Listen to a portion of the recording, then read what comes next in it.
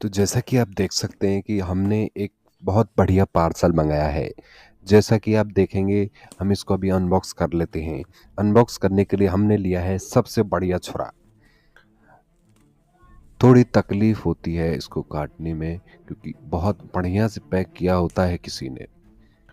Packing को हम अपने अस्त्र से छुड़ा रहे हैं और जैसे ही हम इसको खोलेंगे तो आपको आइडिया लग जाएगा कि हम क्या लिए हैं। वैसे तो आपने थंबनेल वगैरह देख लिए होंगे, हालांकि टाइटल भी पढ़ना आपको आता है। तो हमने मंगाया है ये जेब्रोनिक्स कंपनी का एक कीबोर्ड, स्टैंडर्ड कीबोर्ड।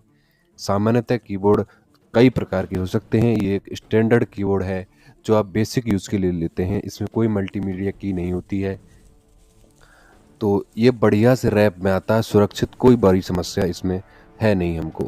पहले हमने ऑर्डर करने पर इसको सोचा था कि शायद कोई गड़बड़ी